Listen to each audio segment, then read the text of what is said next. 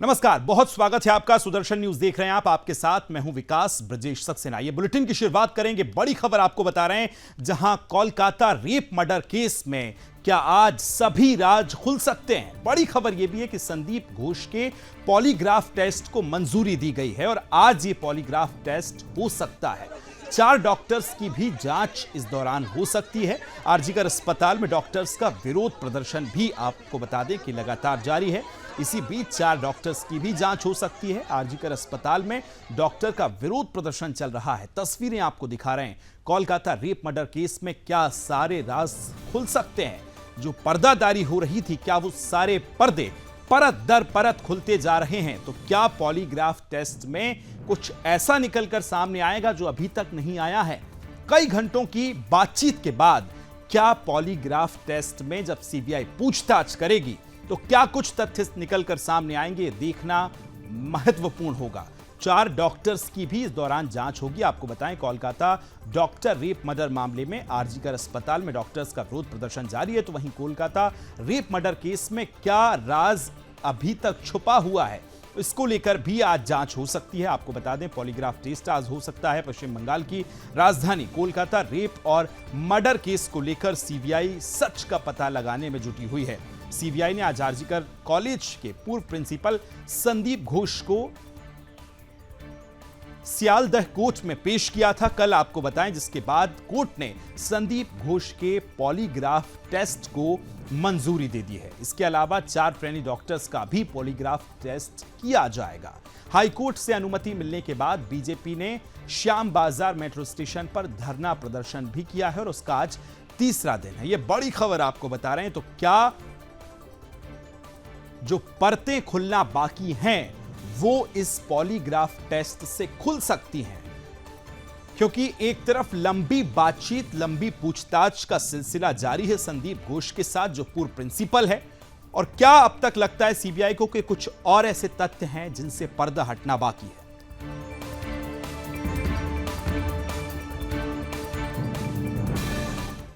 चलिए आगे बढ़ेंगे। यूपी पुलिस सिपाही भर्ती परीक्षा आज से शुरू हुई है। 60,244 पदों के लिए सिपाही भर्ती परीक्षा आज से शुरू है।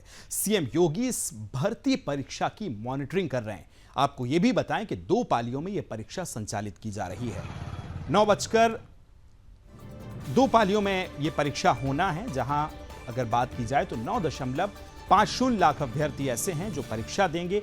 बायोमेट्रिक के बाद परीक्षा केंद्रों में प्रवेश मिलेगा।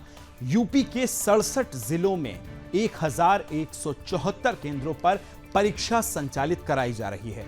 पूरे देश के युवाओं में सिपाही बनने की होड़ लगी हुई है। आपको यह भी बताएं कि इस पूरी परीक्षा में सुरक्षा की दृष्टि से बेहद चाक चौबंद प्रबंध किए गए हैं। ड्रोन से भी परीक्षा केंद्रों पर निगरानी की जा रही है। चप्पे चप्पे पर पुलिस का पहरा है। परीक्षा में गड़बड़ी करने वालों पर सख्त कार्रवाई, और आपको बताएं कि 1 करोड़ का जुर्माना और उम्र कैद की सजा भी दी जाएगी। ऐसे वक्त में जबकि परीक्षाओं में धांधली और ऐसे कई आरोप लग रहे हैं, और उसके बाद ये पहली परीक्षा यूपी पुलिस जो भर्ती परीक्षा है वो आयोजित की गई है और इसमें सुरक्षा के पुख्ता इंतजाम किए गए हैं। बायोमेट्रिक का भी इस्तेमाल किया जा रहा है। ड्रोन से नजर रखी जा रही है। हर केंद्र पर बड़ी संख्या में पुलिस फोर्स को डिप्लॉयड किया गया है ताकि कोई भी लापरवाही या चूक इस परीक्षा में नहीं हो सके। यह भी आपको बताएं कि परीक्षार्थियों को फ्री बस की सेवा भी मिलने वाली है। ट्रेन में एक्स्ट्रा कोच लगाए गए हैं। 2300 मजिस्ट्रेट और 25,000 पुलिसकर्मी तैनात किए गए हैं। तो वहीं आपको बताएं 23, 24, 25 और 30 के साथ 31 अगस्त तक यह परीक्षा होनी है।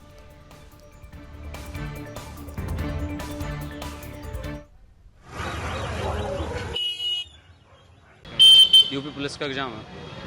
कहाँ सेंटर पर? अपने वहीं से, यहाँ से जिला से। किस की परीक्षा में कब से दे रहे हैं? ये मेरा सेकंड पेपर है। क्या क्या चीज़ के लिए बोला गया? क्या ये एडमिट कार्ड के लिए बोला गया है और आधार कार्ड के लिए बोला गया है और एक फ़ोटो के लिए बोला गया है। एंट्री के आसानी होगी, सबको दिक्कत नहीं, इंटर हो गई और मैं अभी बीएससी फाइनल है मेरी अभी। मतलब हम देख रहे हैं यहाँ पर काफ़ी मतलब लोगों ने फॉर्म डाला था। हम लोग आए हैं जैसे बहुत दूर से। एक बार लीक हो गया था वो पिछली बार। इस बार क्या लगता सही है सब? नहीं लगता तो सही है, जैसे सब कुछ आधार कार्ड ले आए हैं, फोटो को में हर चीज़ ले आए हैं, जैसे एडमिट कार्ड भी। क्या क्या बोलना, क्या क्या चीज़ नहीं ले जानी है, क्या ले जानी है? जैसे अंदर फ़ोन नहीं ले जाना है, बैग नहीं ले जाना है, मतलब ये कुछ चीज़ें मना करते हैं नहीं ले जानी है, फ़ोन वगैरह। लखनऊ जनपद में 81 सेंटर्स पर लगभग 80,000 अभ्यर्थी जो हैं वो प्रतिदिन प्रतिभाग करेंगे पुलिस भर्ती में। इसके लिए व्यापक पुलिस प्रबंध किए गए हैं। सभी सेंटर्स पर पर्याप्त चेकिंग फ्रिस्किंग की व्यवस्था, इसके साथ ही जितने भी परीक्षा केंद्र हैं वहाँ पर सीसीटीवी मॉनिटरिंग भी लगातार की जा रही है। डिस्ट्रिक्ट कंट्रोल रूम के माध्यम से भी सतत निगरानी रखी जा रही है। जहाँ तक बात भीड़भाड़ वाले स्थानों की है, सभी बस स्टैंड, सभी रेलवे स्टेशन, मेट्रो स्टेशन, सब पर व्यापक पुलिस प्रबंध किया गया है। इसके साथ ही कुछ होल्डिंग एरियाज भी बनाए गए हैं जहां पर कुछ देर के लिए अभ्यर्थी रुक सकते हैं। इसके अतिरिक्त जो सिटी बसेज हैं और इंटर डिस्ट्रिक्ट बसेज हैं उसकी भी सुविधाएं जो हैं वो मुहैया कराई जा रही हैं। स्मार्ट सिटी कंट्रोल रूम के माध्यम से, ड्रोन्स के माध्यम से भी लगातार निगरानी रखी जा रही है। जी, इसमें जो है प्राइवेट कपड़ों में सभी जगहों पर जितने भी हमारे हॉटस्पॉट्स हैं उनको चिन्हित कर वहाँ पर ये टीमें लगाई गई हैं। इसके साथ ही जो भी हमारे पास इंटेलिजेंस इनपुट्स हैं उसके हिसाब से लगातार दबिश भी जारी है। मुरादाबाद मंडल में टोटल 69 एग्जामिनेशन सेंटर्स है। हमारा 5 जनपद में हो रही है और उस पे मुरादाबाद में सबसे ज्यादा सेंटर है, 26 सेंटर है। बाकी बिजनौर में 12 सेंटर, रामपुर में 13 सेंटर, अमरोहा और संभल में 9 सेंटर्स है। और उस पे एक पारी में लगभग 29,000 लोग एक पारी में एग्जाम लिखने के लिए आएंगे, परीक्षार्थी यहाँ कैंडिडेट्स आएंगे और उनके लिए पूरी तैयारी है। अभी हमने मंडल का सभी जनपद में निरीक्षण किया है, जाके वहां पे एग्जामिनेशन सेंटर्स का भी निरीक्षण किया है और पुलिस की तैयारी की भी रिव्यू किया, मीटिंग किया और पूरे एग्जामिनेशन सेंटर सीसीटीवी कैमरा की निगरानी में उसका मॉनिटरिंग डिस्ट्रिक्ट लेवल पर कंट्रोल रूम बनी है, उस पर लगातार मॉनिटरिंग होगी।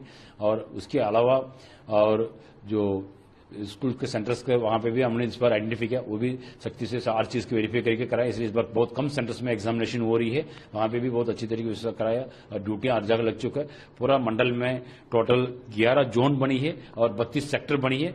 उस पर सभी हमारा पुलिस अधिकारी लोग, नोडल अधिकारी, हर जनपद में नोडल पुलिस अधिकारी बना है और सब इंस्पेक्टर पर हर सेंटर पर ड्यूटी लगी है। सबका अच्छी ट्रेनिंग पिछले बार इस बार हुआ है और उनका सबका कैसे एग्जाम कराना है उसका भी है, कैसे परीक्षार्थी की तलाशी करना है, हर चीज की निगरानी रखने के बारे में भी हम लोगों ने अच्छी तैयारी करा दिया। और साथ साथ इस बार लगातार पुलिस हर चीज का जो लखनऊ से जो ट्रेनिंग हुआ उसका अच्छी तरीके हम लोग तैयारी कर लिया। अभी रिहर्सल भी हो चुका है, ब्रीफिंग कर दिया पुलिस पर्सन के, जो ड्यूटी में लगाने वाला पर्सन का सबका ब्रीफिंग करा दिया हम लोगों ने। और जो ट्रैफिक व्यवस्था भी हमने ध्यान रखा इस बार और जो लोग बाहर से आएंगे उनके स्मूथली आना जाना का भी, ट्रैफिक का भी ध्यान रखेंगे। और लोग परीक्षार्थी आएंगे उनसे हम लोग निवेदन करेंगे जो कि वहां पे जो एग्जामिनेशन सेंटर के पास आसपास कुछ ऐसे आप उन लोग को भ्रम करने के लिए भी कुछ लोग घूम सकते हैं, उनसे किसी की बात नहीं मानना चाहिए।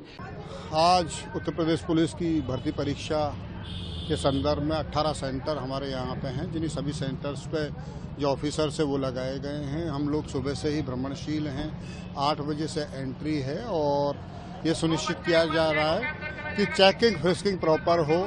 सारे बच्चों को ब्रीफ किया जा रहा है कि क्या उनको ले जाना है, क्या नहीं ले जाना है। साथ ही साथ ट्रैफिक मैनेजमेंट के लिए डीसीपी ट्रैफिक उनकी टीम लगाई गई है, सिक्योरिटी के लिए भी पर्याप्त टीमें लगाई गई हैं। तो जो एग्जाम है वो सकुशल रूप से संपन्न करवाया जाएगा। छत्तीसगढ़ की, जहां 3 दिवसीय छत्तीसगढ़ के दौरे पर गृह मंत्री अमित शाह छत्तीसगढ़ पहुंच रहे हैं। नक्सल मोर्चे पर स्ट्रैटेजी तैयार की जाएगी। 8 महीने में 146 नक्सली ढेर किए गए हैं, 32 कैंप खोले गए हैं। रायपुर में एनसीबी के कार्यालय का भी उद्घाटन गृह मंत्री करने वाले हैं। केंद्र सरकार राज्यों को नक्सली आतंक से मुक्त करने के लिए महत्वपूर्ण रणनीति पर काम कर रही है। गृह मंत्री अमित शाह आज से छत्तीसगढ़ के 3 दिवसीय दौरे पर रहेंगे। इस दौरान वह नक्सल विरोधी अभियानों पर कई बैठकों की अध्यक्षता भी करेंगे। 24 अगस्त की सुबह रायपुर जिले के चंपारण शहर में महाप्रभु वल्लभाचार्य के आश्रम का वो दौरा करेंगे। इसके बाद अंतर्राष्ट्रीय समन्वय पर छत्तीसगढ़ और पड़ोसी राज्यों के मुख्य सचिवों और पुलिस महानिदेशकों यानी डीजीपी की बैठक की अध्यक्षता भी करेंगे। साथ ही राज्य के वामपंथी उग्रवाद प्रभावित क्षेत्रों में सुरक्षा और विकास पर एक बैठक की अध्यक्षता भी वो करेंगे। साथ ही रायपुर में नारकोटिक्स कंट्रोल ब्यूरो के एक कार्यालय का उद्घाटन भी उनको करना है। छत्तीसगढ़ में सहकारी क्षेत्र के विस्तार पर एक बैठक की अध्यक्षता भी वो करेंगे। तो कुल मिलाकर 3 दिन का दौरा जो है गृह मंत्री छत्तीसगढ़ का करने वाले हैं, लेकिन मुख्य उद्देश्य लाल आतंक यानी कि नक्सली गतिविधियों पर पूर्ण विराम लगाना है।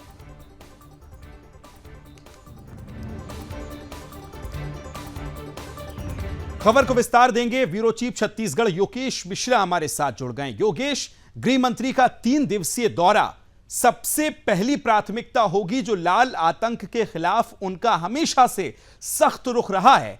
पहले तो ब्यूरा बताइए क्रमशः किस तरह से उनके कार्यक्रम हैं और लाल आतंक पर किस तरह से शिकंजा वो कसने जा रहे हैं।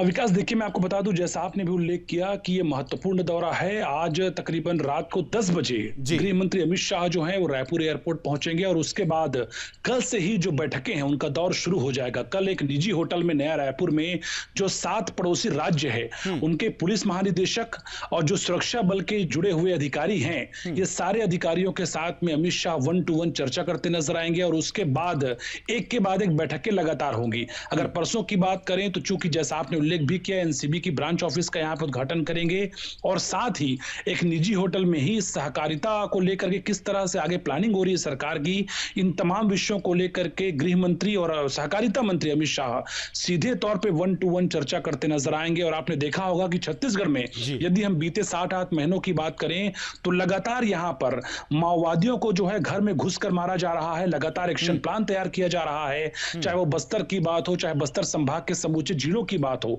हम देख रहे हैं कि नक्सलियों का एनकाउंटर बड़ी संख्या में हो रहा है और न सिर्फ केंद्रीय गृह मंत्री बल्कि छत्तीसगढ़ में भी, चाहे यहाँ के मुख्यमंत्री विष्णुदेव साय की बात करें या प्रदेश के गृह मंत्री विजय शर्मा की बात करें, वो बार बार कहते नजर आते हैं कि गोली का जवाब जो है गोली ही होगा। तो कुल मिलाकर के 7 पड़ोसी राज्य चूंकि टच में आते हैं छत्तीसगढ़ के, ऐसे में किस तरह से माओवाद से निपटने के लिए एक दूसरे को समन्वय लगातार यहाँ पे बनाया जाएगा, एक दूसरे के समन्वय के साथ में नक्सलवाद के विरुद्ध जो है लड़ाई लड़ी जा रही है और आने वाले दिनों में किस तरह से एक्शन प्लान तैयार किए जा रहे हैं, तमाम ऐसे महत्वपूर्ण विषय हैं जिसको लेकर के केंद्रीय गृह मंत्री अमित शाह जो हैं यहां अधिकारियों से 1-to-1 चर्चा करते नजर आएंगे। इसके अलावा हमने देखा है कि पूरे देश में सहकारिता को लेकर के लगातार केंद्र सरकार काम करती नजर आती है। तो इसी कड़ी में हम देख रहे हैं कि बीते एक सप्ताह में छत्तीसगढ़ में सहकारिता को लेकर के लगातार सरकार यहां पे बैठकें कर रही है। तो कुल मिलाकर के अमित शाह जब पहुंचेंगे रायपुर और जब सहकारिता को लेकर भी जब वो एक्शन प्लान को लेकर प्लानिंग को लेकर बात करते नजर आएंगे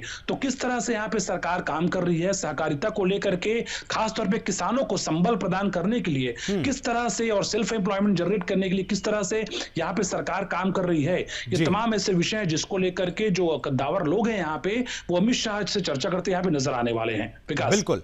और योगेश, ये भी आपसे जानना चाहूंगा क्योंकि नक्सलवाद एक महत्वपूर्ण मुद्दा है। हमने देखे साल दर साल बदले, मौसम बदले, लेकिन एक समस्या हमेशा छत्तीसगढ़ में रही, नक्सलवाद।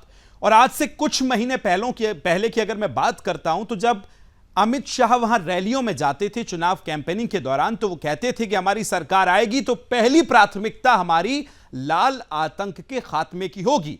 और यही रुख डिप्टी सीएम विजय शर्मा का भी नजर आता है और यही कारण है कि 8 महीने में 146 नक्सली ढेर और 32 कैंप जो हैं लगाए गए हैं। क्या यह दृढ़ इच्छा शक्तियों की कमी थी जो अब नजर आ रही है योगेश? बिल्कुल, देखिए आपने बिल्कुल सही कहा है। जिस तरह से छत्तीसगढ़ में यदि हम डिप्टी सीएम और गृह मंत्री विजय शर्मा की बात करें तो पहली बार ऐसा हुआ है कि कोई प्रदेश का गृह मंत्री जो है ऐसे गांव में जा रहा है जहां पर कभी कोई नेता नहीं पहुंचा है। तो ये साफ तौर पे इंगित करता है कि किस तरह से नक्सलवाद के खात्मे को लेकर के राज्य सरकार यहां पर काम कर रही है। और जैसा मैंने पहले ही उल्लेख किया कि गोली का जवाब गोली, ये साफ तौर पर संदेश है कि अगर माओवादी अपने हथियारों को नहीं छोड़ेंगे तो उनको लगातार हथियारों से ही जवाब दिया जाएगा। और इसीलिए जो आंकड़े हैं आप देखिए, चाहे वो नक्सली कैंपों को ध्वस्त करने की बात हो, चाहे वो नक्सलियों को मार गिराने का आंकड़ा हो, चाहे वो नक्सलियों के सरेंडर्स की बात हो, ये आंकड़ा लगातार बढ़ता जा रहा है। और ये साफ तौर पर इंगित करता है कि चाहे वो सेंट्रल फोर्सेस के जवानों की बात हो, चाहे राज्य के सुरक्षा बलों की बात हो, लगातार एक दूसरे से समन्वय बनाया जा रहा है और समन्वय के साथ में माओवाद के विरुद्ध लगातार लड़ाई लड़ी जा रही है। और केंद्र सरकार, राज्य सरकार के साथ ही जो केंद्रीय सुरक्षा बलों की एजेंसियों के जवान हैं या फिर राज्य के सुरक्षा बलों के जवानों की बात करें, समन्वय साफ तौर पे देखा जा रहा है। और समन्वय का ही परिणाम है कि जो आंकड़ा है माओवाद से निपटने का और जिस तरह से लगातार माओवादी मारे जा रहे हैं, ये आंकड़ा इसीलिए लगातार बढ़ता जा रहा है। जी बिल्कुल योगेश, बहुत शुक्रिया तमाम जानकारी साझा करने के लिए। आगे बढ़ेंगे, बात अब दिल्ली की करेंगे। दिल्ली के शाहबाद डेयरी क्षेत्र में 4 साल की हिंदू बच्ची से जिहादी पड़ोसी ने दुष्कर्म किया है। आपको बताएं, पीड़िता ने पिता ने बताया है कि उनकी बेटी को जिहादी पहले किडनैप किया और फिर शौचालय में ले जाकर उसके साथ दुष्कर्म को अंजाम दिया है। मामला सामने आने के बाद परिजन ने पुलिस को इस पूरे मामले की सूचना दी है और मौके पर भारी भीड़ भी जमा हो गई है। पुलिस ने मामला दर्ज कर 22 वर्षीय जिहादी को कई जगहों पर छापेमारी कर गुरुवार को ही गिरफ्तार कर लिया है। पुलिस ने बताया कि क्षेत्र में शांति है और स्थिति नियंत्रण में है।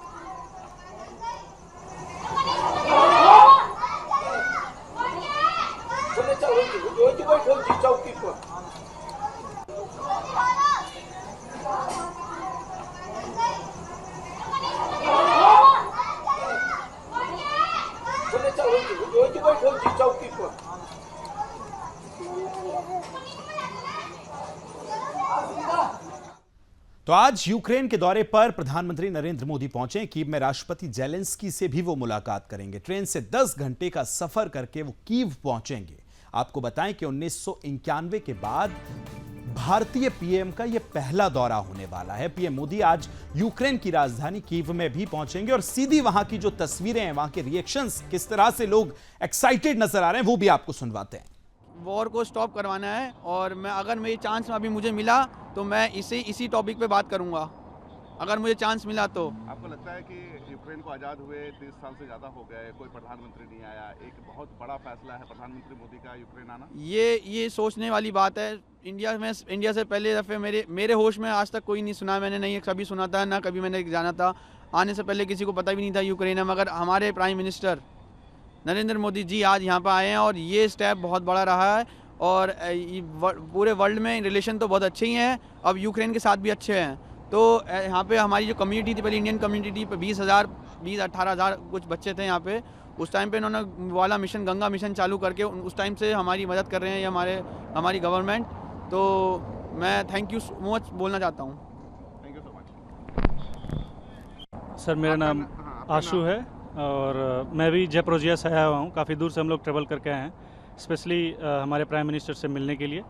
और काफ़ी एक्साइटेड है हम लोग इस चीज़ के लिए, क्योंकि अगर हम इंडिया में रहते तो शायद मुश्किल होता शायद मोदी से इतना नज़दीक से देखने का और मिलने का, बट यहाँ एक अपॉर्चुनिटी है कि हम उनको बहुत पास से देखेंगे और हो सकता है अगर बात करने का मौका मिला तो बात कर लेंगे। क्या बात करेंगे? पता नहीं, ये नहीं कह सकते क्या बात करेंगे, क्योंकि वो अभी नर्वसनेस बहुत ज़्यादा होगा। हम अपने प्राइम मिनिस्टर से मिल रहे हैं, बट होपफुली देखेंगे उस टाइम क्या होता है, कैसे वो शायद वही बात करेंगे तो हम लोग उसके अकॉर्डिंग रिप्लाई कर देंगे, यही हो सकता है। सुन रहे थे तमाम प्रतिक्रियाएं यूक्रेन के नागरिकों की, और ना सिर्फ यूक्रेन के नागरिकों की बल्कि वो लोग जो भारतीय मूल के वहां रह रहे हैं। और जो संदेश है आपने उनके चेहरे पर देखा कि एक तरफ भारतीय जो तिरंगा है वो उनके चेहरे पर बना है, तो दूसरी तरफ यूक्रेन का जो तिरंगा है वो बना हुआ है। और ऐसे में जबकि यूक्रेन और रूस के बीच लंबे समय से युद्ध चल रहा है, ऐसे में प्रधानमंत्री का वहां पहुंचना कई मायनों में खास है। और इसी के साथ इस बुलेटिन में फिलहाल इतना ही। दीजिए इजाजत, नमस्कार।